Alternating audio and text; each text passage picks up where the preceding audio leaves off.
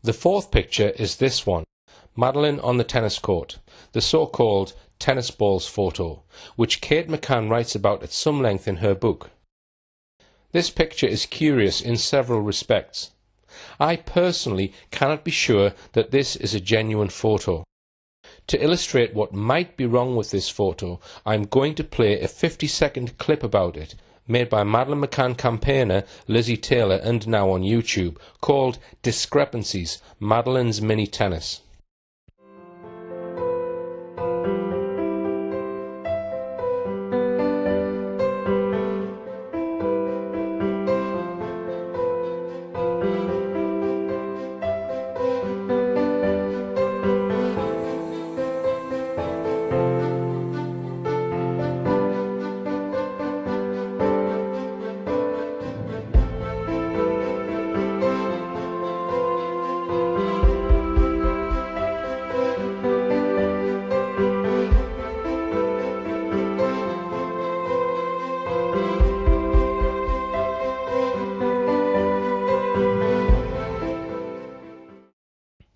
What is brought out in this clip is that two different people claim to have taken the photograph.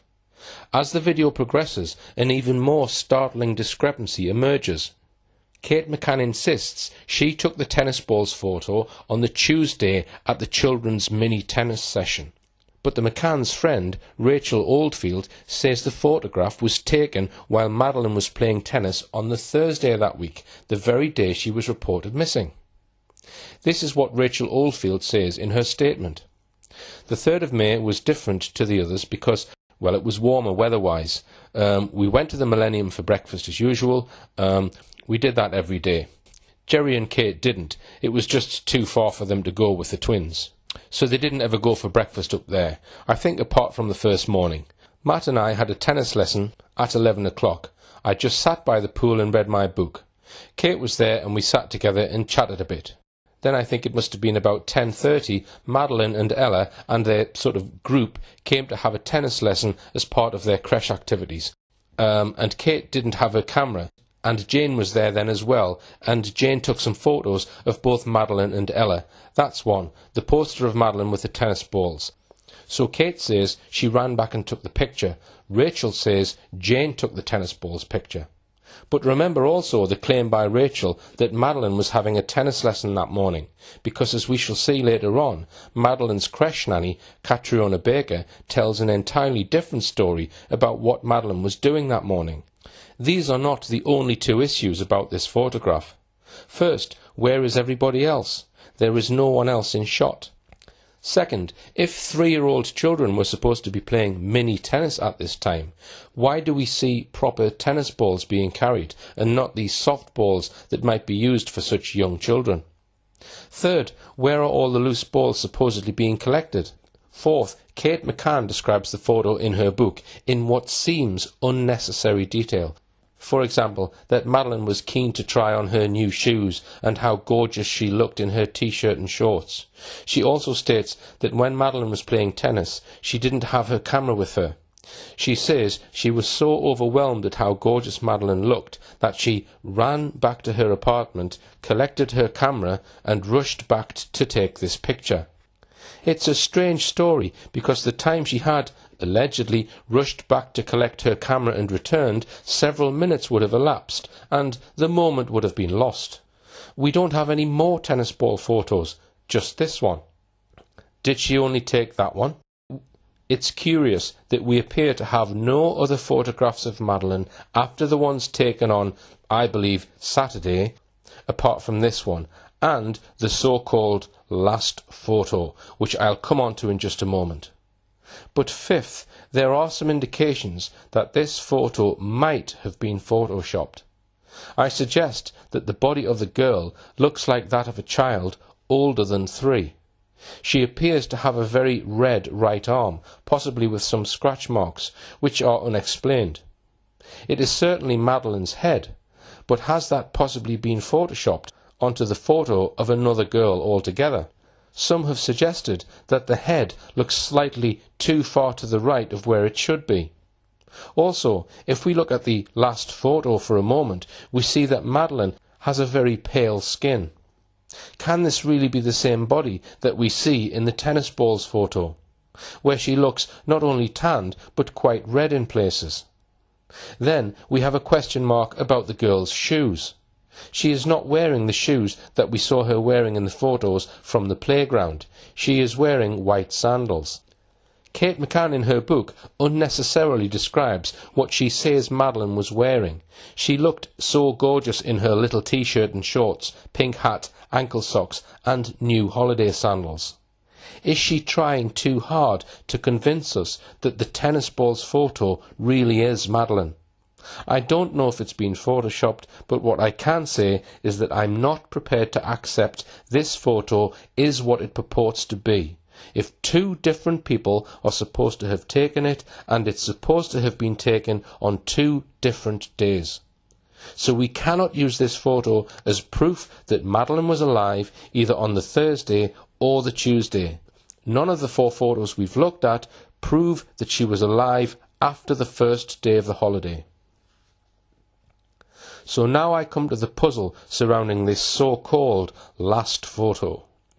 Jerry McCann, Amelie and Madeleine sitting by the poolside, said to have been taken at 2:29 p.m. precisely on Thursday the 3rd of May.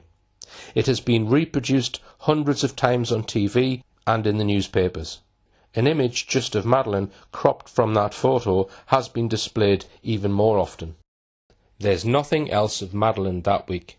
Just the 3 photos taken on the first day. Then there is the strange tennis balls photo which we looked at just now, and now the 5th one, this so-called last photo. Only 4 or perhaps 5 photos for the whole of that week. That fact alone seems curious. The photo is a charming image of Madeleine. She is clearly seeing the funny side of something, maybe sharing a joke with someone. Her father may look a bit sombre, but Madeleine looks like a carefree young 3-year-old thoroughly enjoying her holiday. The McCanns say the picture was taken by Kate McCann, who had her son Sean, Amelie's twin, beside her as the photo was taken. That seems very probable. The 4 pictures that we can be certain were taken on that holiday certainly show Madeleine having fun running around the playground.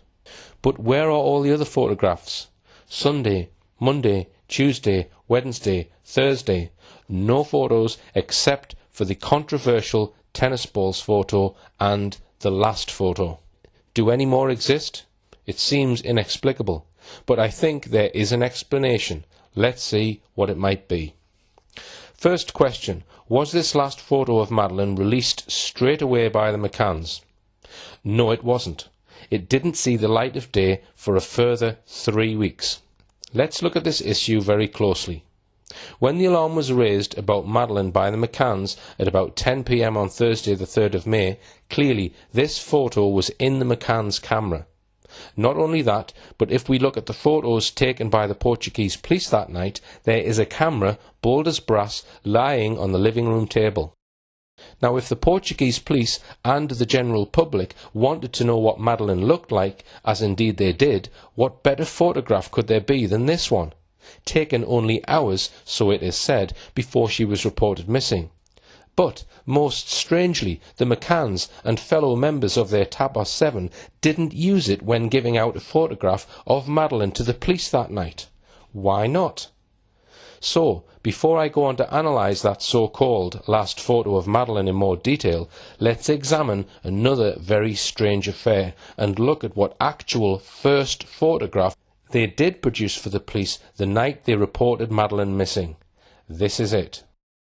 And the very first thing we observe about this photo is that it is not from the holiday and appears to be a much younger Madeleine, possibly having been taken a year or even more earlier. Here are some other much earlier photographs of Madeleine for comparison. It is just one of the great puzzles of this case. Why, with a last photo like the one we've just been looking at, did they not use that one, but instead showed this one, which I'll call the first photo, by which I mean the first one to be released. According to the evidence of Jerry McCann, his Tapas 7 friend, Russell O'Brien, and one of the creche nannies, Amy Tierney, produced copies of this photo, which was on an SD memory card. They allegedly used a small printer belonging to Amy Tierney's boyfriend. It seems from their statements that Jerry McCann had with him not only an SD card with photos of his current holiday on it, but he was actually carrying another SD card or USB stick around with him which had much older photographs of Madeleine and the children on it. Or was he? I suppose it is also possible that he had kept his old photographs of Madeleine on his current SD card. Let's start by examining what the creche nanny, Amy Tierney, had to say about all this when she was questioned.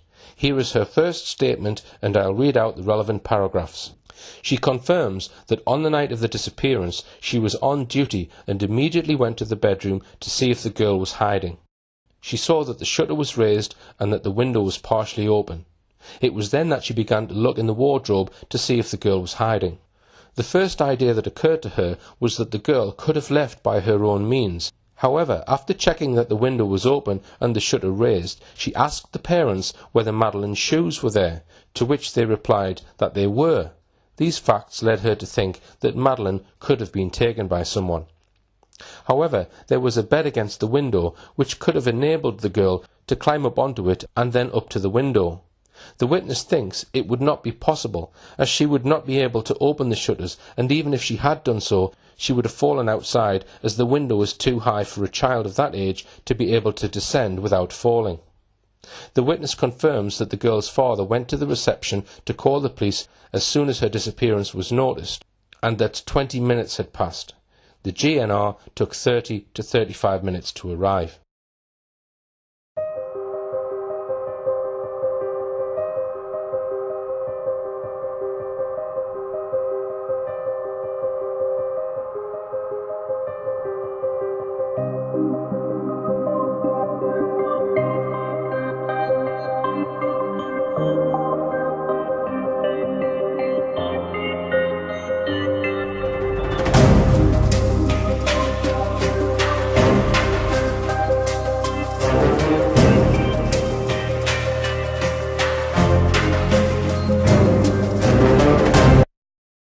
Amy Tierney was quickly at the McCanns' apartment after the alarm was raised, helped in the search for Madeleine, had time to note the arrangement of the children's bedroom, and then her statement tells us how Jerry McCann went to the main Ocean Club reception area to report Madeleine missing.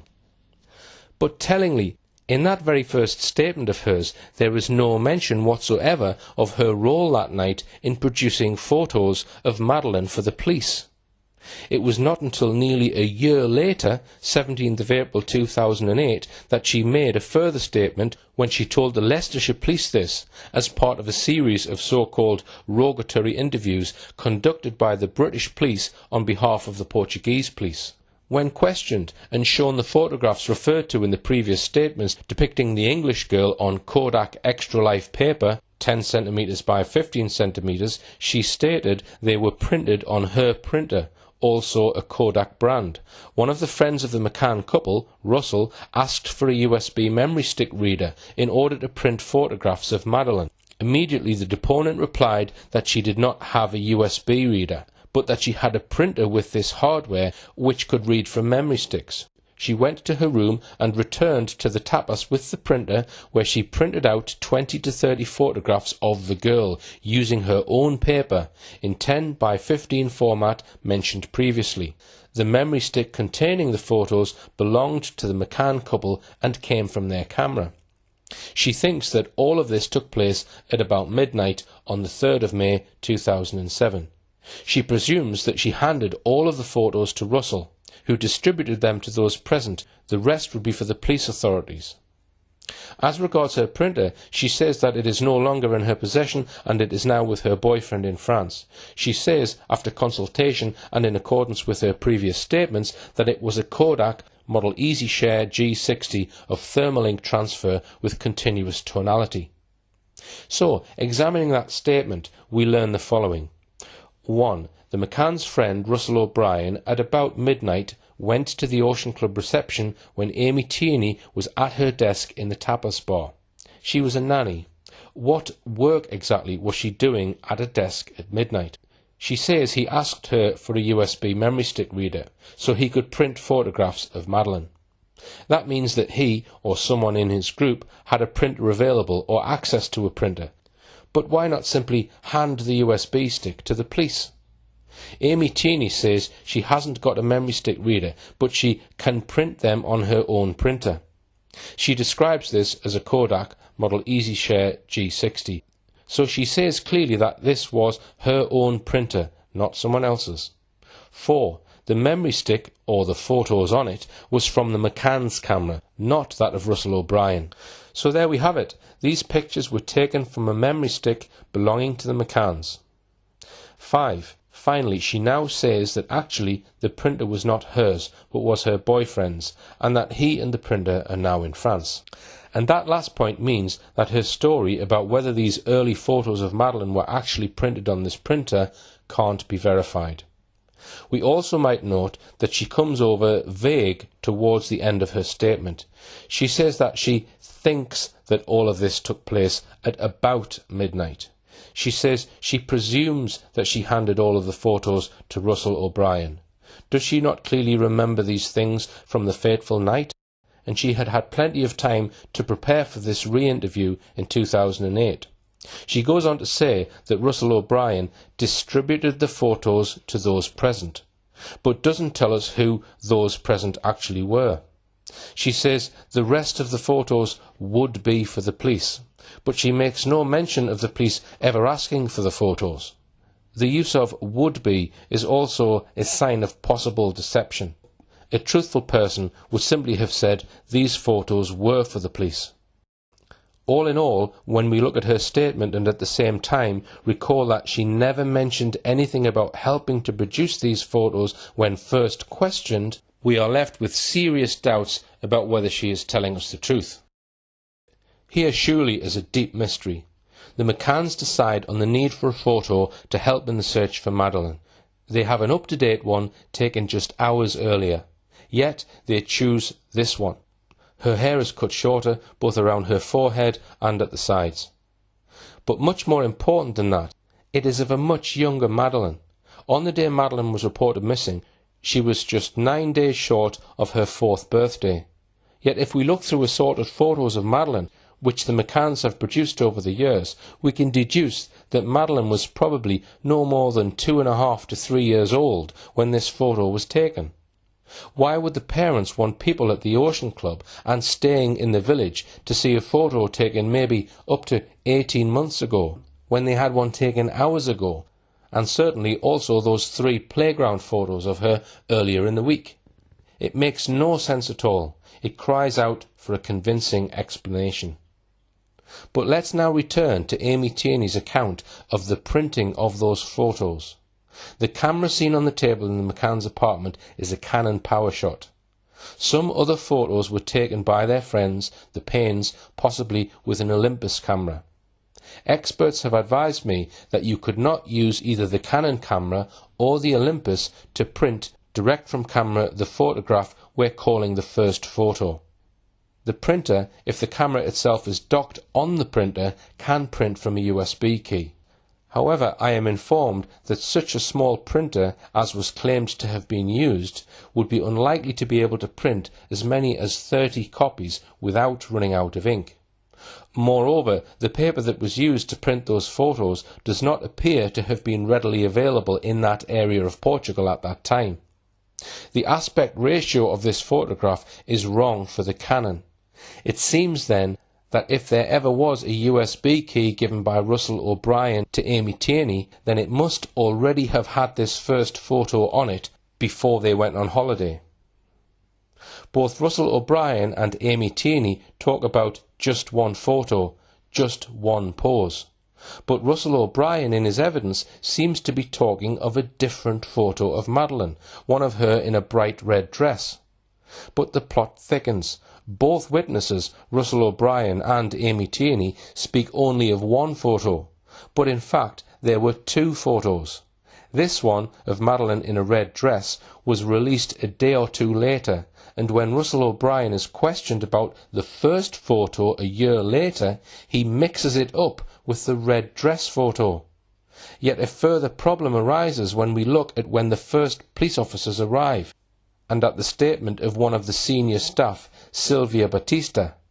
The first police to arrive on the scene were the local GNR. They arrived at about 11:10 p.m. They are handed copies of this out-of-date picture of Madeleine, the so-called first photo, soon after they arrive. The statement of Sylvia Batista makes clear that the photos were handed to the police well before midnight. So it looks, for a start, as though Amy Tierney was probably wrong in claiming that she was approached at midnight and only then went to get her boyfriend's printer and start printing. She says was approached at her desk at midnight. What was she doing behind a desk at midnight has never been explained. According to her evidence, she then has to go to her room, get the printer, return to the tapas bar, and then set up the printer and paper. All of that might take several minutes. We know that the Kodak printer takes some time to print each photo, as much as 90 seconds. If she printed off 30 photos, as is claimed, that alone would take at least 3/4 of an hour. The more we study this, there is an obvious contradiction between Sylvia Batista's evidence that she handed out these 6x4 pictures well before midnight and the claims made by Russell O'Brien and Amy Tierney that they only started trying to get these pictures printed on a small Kodak printer after midnight. Russell O'Brien was questioned extensively about his role in producing these photos of Madeleine in 4 separate sessions at Leicestershire Police Headquarters on the 8th of April 2008, and 2 days later on the 10th. Throughout the questioning, Russell O'Brien refers to just one photo, and as we saw, he described a different photo, the one of Madeleine in a red dress, which was released separately a couple of days after Madeleine was reported missing. Still more puzzling, when he tries to recollect what happened that night, he makes no mention whatsoever of anything about a USB key or even of Amy Tierney, the nanny who supposedly helped him print the photos, instead stating that it was another nanny, Catriona Baker, Madeleine's nanny in the Lobster Group. You would think that since Russell O'Brien signed his own daughter into the very same creche as Madeleine that week, he should be able to tell Amy Tierney from Cat Baker. Throughout his many interviews with the police over those 2 days, he is vague and evasive. He claims he cannot really remember what photo it was, stating that he'd seen so many that week.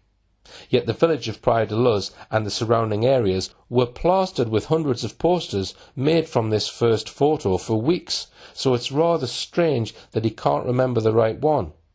Could both Russell O'Brien and Amy Tierney be lying about their claims of printing off these photos after midnight on a Kodak printer? It was one of the questions the Portuguese police became interested in long after the early frantic searches for Madeleine were over. It was on the 17th of April 2008, nearly a full year after Madeleine went missing, that Amy Tierney was questioned by Leicestershire Police. The police report tells us, as regards her printer, she says that it is no longer in her possession, as it is now with her boyfriend in France. And that was the end of that. Her story about her printer having been used that night could simply not be verified. Amy Tierney was interviewed by Leicestershire Police on the 17th of April, just a week after Russell O'Brien was interrogated on the 8th and 10th of April. Contrary to Russell O'Brien's evidence that the nanny he gave the USB stick to was Katrina, she confirms that it was she, Amy Tierney, to whom Russell O'Brien handed her the USB key. But we have one other piece of evidence that this whole story is probably bogus. Contrary to claims that Russell O'Brien was busy supervising the printing of the photographs between midnight and 1 a.m, on his own admission, he was busy at the time in the McCanns' apartment writing out 2 different timelines of the evening's events on the inside cover of Madeleine's activity sticker book and handing them to the second set of Portuguese police officers, the Judicial Police, or the PJ. If, on his own testimony, he was in the McCanns' apartment writing out the timelines for the PJ, how could he have been standing around in the tapas bar waiting for photographs to be printed, one at a time at 90-second intervals? To sum up then, the entire story about Russell O'Brien using Amy Tierney's printer to print off these so-called first photos falls apart. This question must be asked. Was this first photo of Madeleine prepared much earlier, maybe before the events of that evening? maybe even on the previous day. The evidence suggests that the McCanns may have got these first photo prints done elsewhere, and have not told us where and when and how they did this. Perhaps it's yet another deceit in a catalogue of deceptions. Now it's time to take a detailed look at some strange goings-on concerning the cameras of the McCanns and the Paynes, and the whole way these photos, or some of them, were made public. These are the bare facts about the last photo. 1. The photograph was certainly taken that week. 2. It shows Jerry McCann, one of the twins Amelie and Madeleine, sitting by the pool. 3. It is sunny at the moment it was taken. 4. The shadows are very short. The sun is at its highest in Portugal at about 1:35 p.m. that time of year, so it must have been taken around that time of day.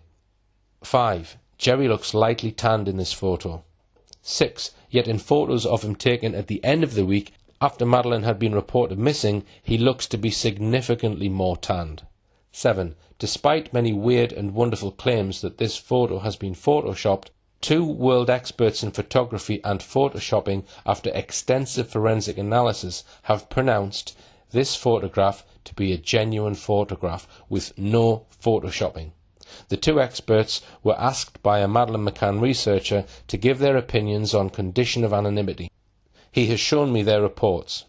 The researcher put to the 2 experts a range of amateur opinions that the photo may have been photoshopped this, that or the other way, including claims that one or other of the 3 individuals in the shot had been photoshopped into the photo to create a composite picture. 8. One expert is a highly respected university professor of photography. The other is the owner of a major digital photography business. One of their main lines of evidence is that all shadows on the photograph are consistent with each other and with the position of the sun at that time, high in the sky in the south. And such 100% consistency of shadows is almost impossible to fake. So just to make it clear that we are talking about a genuine photograph here, not a photoshopped one, here is the professor's opinion. Quote, I have taken an initial look at the image. The artifacts alluded to in the PDF document that you sent are simply JPEG compression artifacts as described here. If you magnify other parts of the image, you will see similar artifacts. I also performed a forensic analysis to determine if the lighting and the shadows on the people and background are consistent. They are. I see no other anomalies in the photo. So, at first glance, I see no evidence of photo tampering. But then the professor adds something very important. I will add that it is fairly easy to change dates on an image's metadata or for these dates to be wrong. The owner of the major digital photography business held the same view. From what I saw, I couldn't see anything that would lead me to believe beyond reasonable doubt it had been doctored. The fringing mentioned can be caused by auto-sharpening used in consumer digital cameras to make better or sharper images. These artifacts can often be made worse from image compression algorithms out of Photoshop or other image manipulation software. According to the McCanns, the photo was taken at 2:29 p.m. on the 3rd of May, hours before Madeleine was reported missing. But could the date or time it was taken have been changed? The last photo made its first appearance in a coordinated set of releases to the press on Thursday the 24th of May, exactly 3 weeks after Madeleine's reported disappearance. I'm now going to explore what might have been happening to that photo, or rather the memory card on which it was located, during those 3 weeks. After that, I will show you a raft of evidence that suggests this so-called last photo was actually taken on Sunday the 29th of April, the second day of the McCanns' holiday, 4 days before the McCanns say it was taken.